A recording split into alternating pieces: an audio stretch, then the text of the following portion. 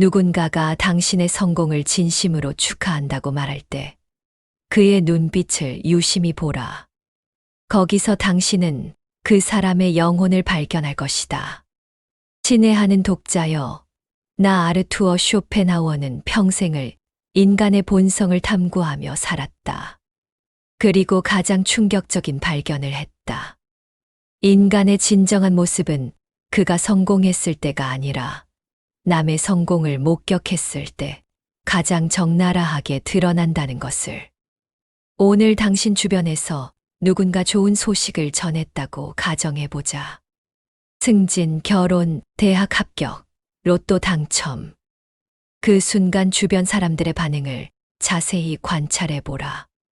진심으로 기뻐하는 사람이 몇이나 되는가?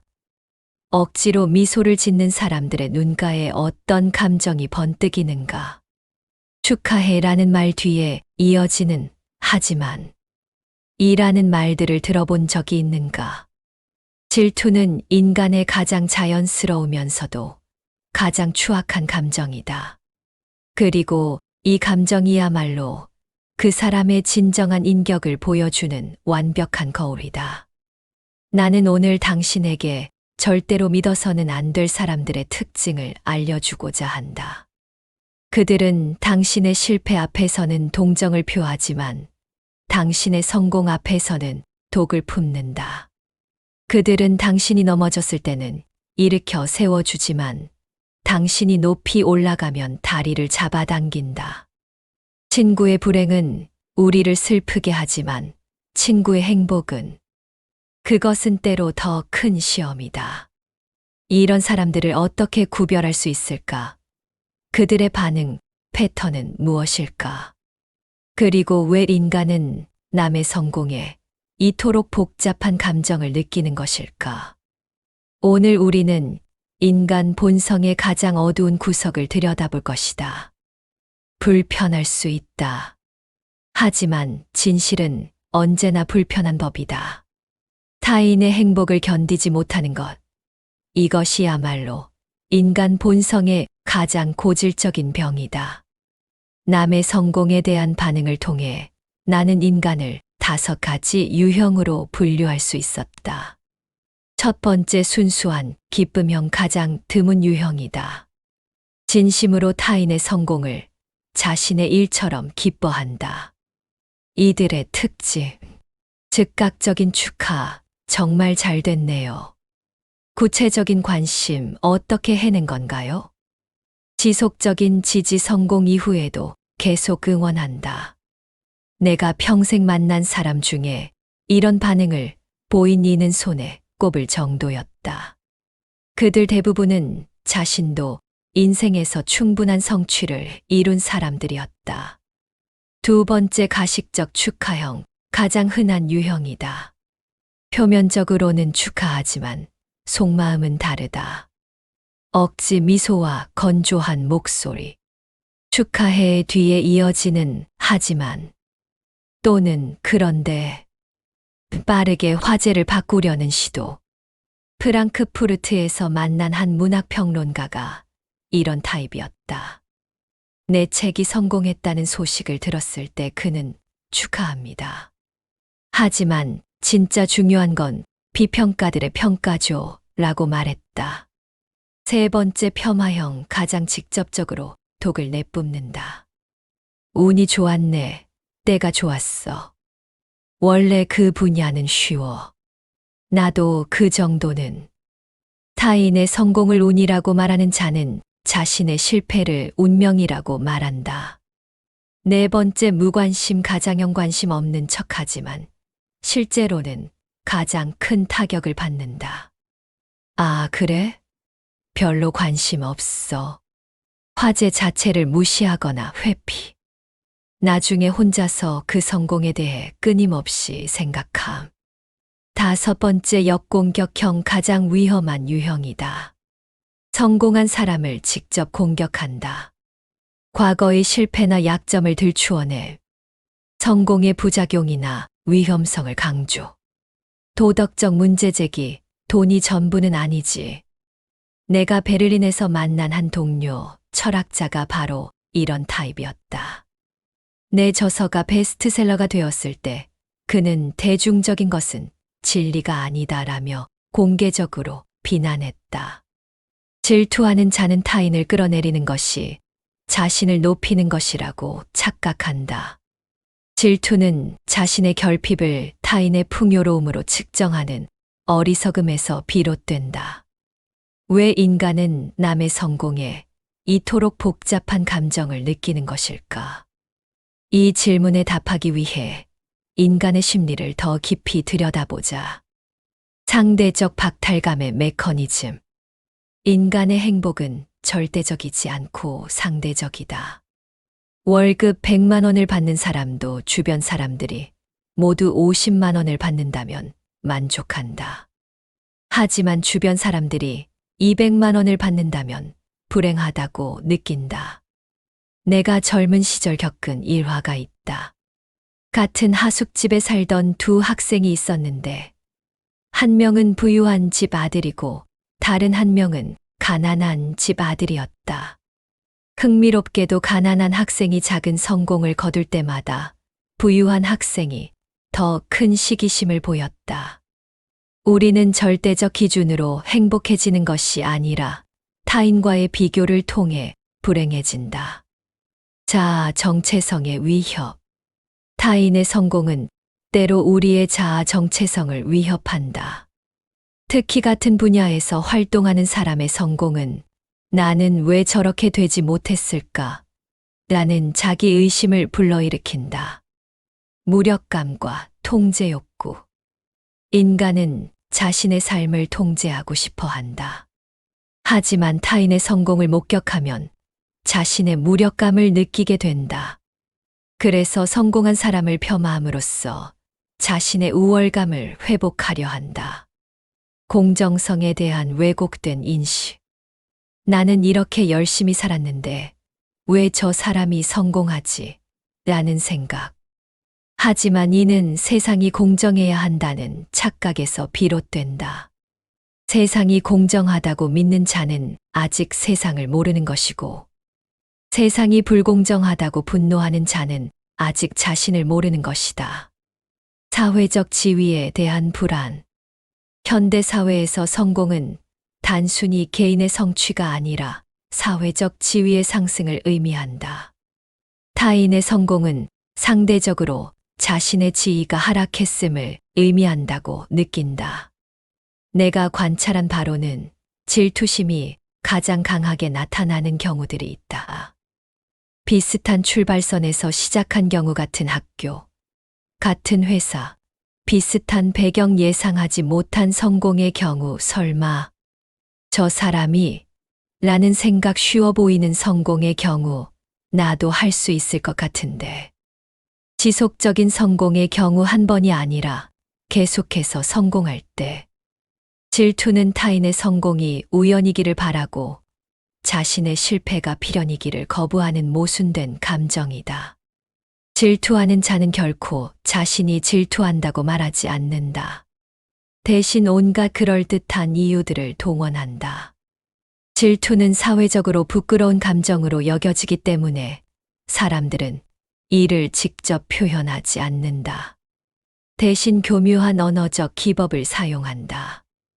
나는 이를 질투의 언어라고 부른다. 운이 좋았다. 노력 부정하기. 가장 흔한 패턴이다. 상대방의 노력과 능력을 인정하지 않고 모든 것을 운으로 돌린다. 때가 좋았어. 운이 따라줬네. 우연의 일치야. 하지만 정말 성공이 모두 운일까? 내가 관찰한 성공한 사람들은 모두 운이 올 때까지 꾸준히 준비한 사람들이었다. 원래 그 분야는 분야 폄하하기. 성공한 사람을 직접 공격할 수 없으니 그가 성공한 분야 자체를 폄하한다. 요즘은 그 일이 잘 되잖아. 그 분야는 원래 쉬워. 별로 대단한 게 아니야. 하지만 진짜 중요한 건 기준 바꾸기. 성공의 기준을 임의로 바꿔서 그 성공의 가치를 떨어뜨린다. 돈이 다는 아니지. 진정한 성공은 따로 있어. 행복이 더 중요한 거 아니야? 내가 문학계에서 자주 목격한 현상이다. 누군가의 책이 베스트셀러가 되면 상업적 성공이 예술적 가치와는 다르다는 말이 나온다. 하지만 자신의 책이 잘 팔리면 대중들이 알아봐 주는군이라고 말한다. 나도 그 정도는. 과소평가하기. 상대방의 성취를 별것 아닌 것으로 만든다. 나도 하려고 하면 할 수 있어. 그 정도야 누구나 할 수 있지. 시간만 있으면 나도. 걱정되네. 가짜 걱정으로 포장하기. 가장 교묘한 방식이다. 걱정하는 척하면서 성공의 부작용을 부각시킨다. 너무 바빠질 것 같은데 괜찮을까? 스트레스 받지 않아? 가족들과 시간은 충분히 보내? 옛날에는. 과거 미화하기. 과거를 미화하여 현재의 성공을 폄하한다. 예전에는 이런 게 진짜 실력이었는데 요즘은 기준이 낮아졌어. 옛날 사람들이 진짜 대단했지. 너무 성급한 것 같은데. 타이밍 트집 잡히기. 성공의 타이밍에 문제를 제기한다. 너무 빨리 올라간 거 아니야? 좀 더 신중했어야 했는데. 시기상조인 것 같은데. 솔직히 말하면 독을 진실로 포장하기. 가장 위험한 유형이다. 진실을 말한다는 명목으로 독을 퍼뜨린다. 질투하는 자의 말에는 항상 하지만이 따라온다. 축하 뒤에 하지만을 주의 깊게 들어보라. 성공은 친구를 만들어주기도 하지만 진짜 친구와 가짜 친구를 구별하는 가장 확실한 시험지이기도 하다. 성공했을 때 주변 사람들의 반응을 보면 누가 진짜 친구이고 누가 가짜 친구인지 명확해진다. 이는 내가 평생 겪으며 얻은 가장 소중한 깨달음 중 하나다. 진짜 친구의 특징. 즉각적이고 진심 어린 기쁨. 진짜 친구는 당신의 성공을 자신의 성공처럼 기뻐한다. 억지로 만든 표정이 아니라 자연스럽게 밝아지는 얼굴을 볼 수 있다. 내 평생의 친구였던 율리우스 프라우엔슈테트를 떠올린다. 내 첫 번째 저서가 성공했을 때 그는 나보다 더 기뻐하며 자네 덕분에 나도 자랑스럽네라고 말했다. 구체적인 관심 단순히 축하해로 끝나지 않고 과정에 대해 진심으로 궁금해한다. 어떻게 해낸 건가? 어떤 기분이야? 같은 질문을 한다.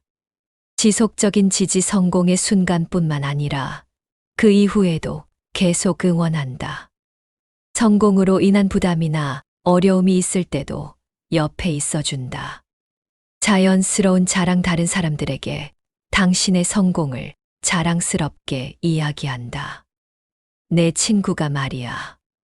가짜 친구의 특징. 계산된 반응. 반응이 한 박자 늦거나 지나치게 과장되어 있다. 와, 정말 대단해 라고 말하지만 눈은 웃지 않는다. 빠른 화제 전원 축하, 인사를 건성으로 마치고 재빨리 다른 이야기로 넘어간다. 은근한 견제. 그런데 이제 세금 많이 내야겠네. 바빠질 텐데. 건강 조심해 같은 말로 성공의 그림자를 부각시킨다. 거리두기. 성공 이후로 만남을 피하거나 연락이 뜸해진다. 뒤에서 다른 말. 당신이 없는 자리에서 당신의 성공에 대해 부정적으로 이야기한다. 친구의 성공 앞에서 진심으로 기뻐할 수 있는 자만이 진정한 친구라 불릴 자격이 있다. 성공이 가져오는 인간관계의 변화. 내가 직접 경험한 일들을 통해 성공이 인간관계에 미치는 영향을 살펴보자. 새로 나타나는 사람들. 성공하면 갑자기 친해지려는 사람들이 나타난다. 이들 대부분은 이용 가치를 보고 접근한다. 기존 관계의 재정렬 예전에 가깝던 사람들 중 일부는 멀어지고 예상치 못한 사람들이 가까워진다. 가족 관계의 복잡성 가족조차도 성공을 두고 복잡한 감정을 보인다. 자랑스러워하면서도 질투하는 이중적 태도를 보이기도 한다. 내가 철학자로서 인정받기 시작했을 때 가장 놀란 것은 오랫동안 나를 무시했던 사람들이 갑자기 관심을 보이기 시작한 것이었다. 반면에 진짜 친구들은 변함없이 예전 그대로였다. 성공은 거울이다. 그 앞에서 모든 사람의 진짜 모습이 드러난다. 질투심을 완전히 없앨 수는 없다. 하지만 그것을 어떻게 다루느냐가 성숙한 인간과 미숙한 인간을 가른다. 그렇다면 우리는 어떻게 해야 할까? 타인의 성공을 진심으로 축하할 수 있는 성숙한 인간이 되는 방법은 무엇일까? 자신만의 기준 세우기. 타인과의 비교에서 벗어나 자신만의 성공 기준을 세워라. 남들이 돈을 많이 벌었다고 해서 당신도 반드시 그래야 하는 것은 아니다. 내가 젊은 시절 고민했던 것도 이것이었다.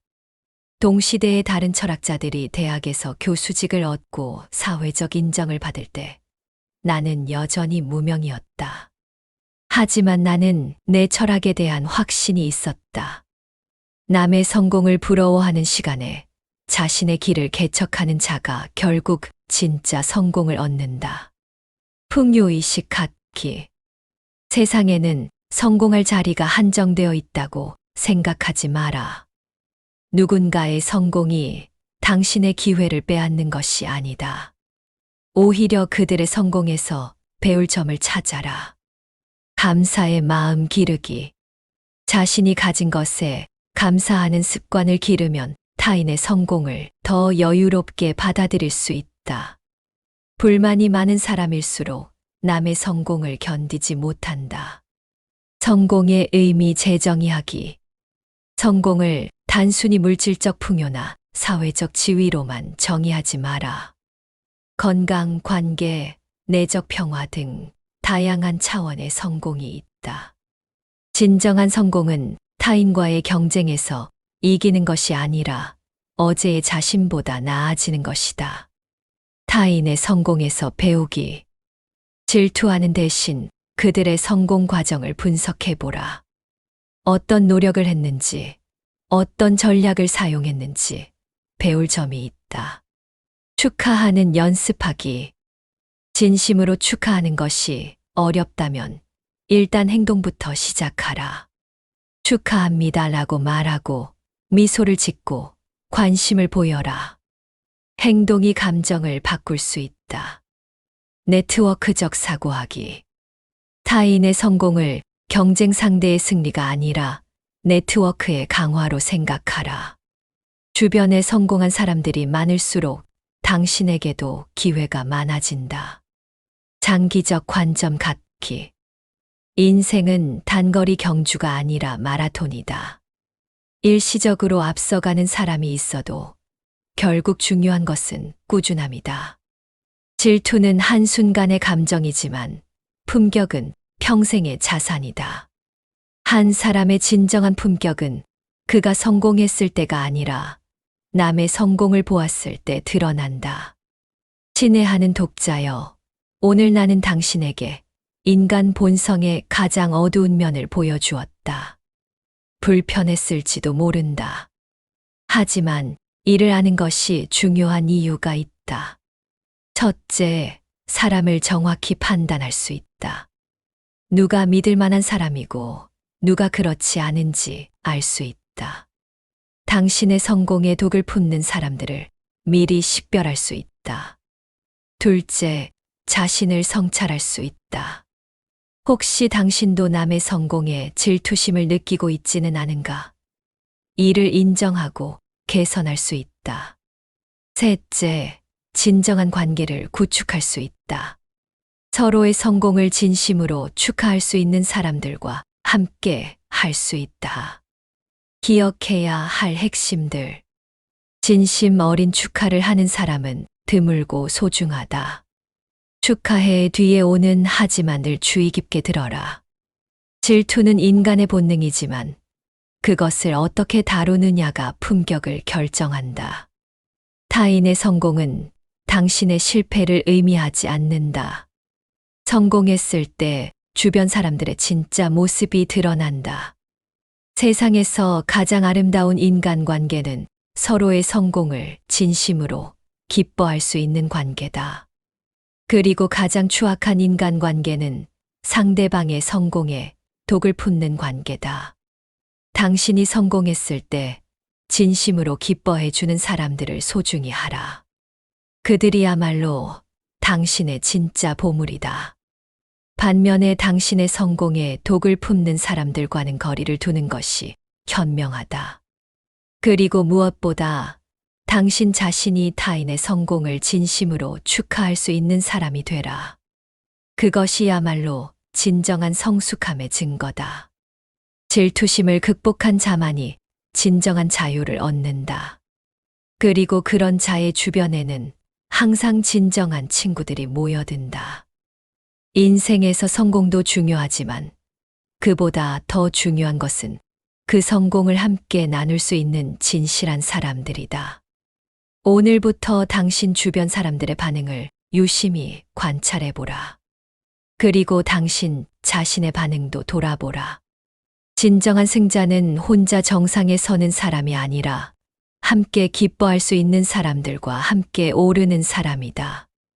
인간의 품격은 성공할 때 드러나는 것이 아니라 남의 성공을 대하는 태도에서 드러난다. 아르투어 쇼펜하우어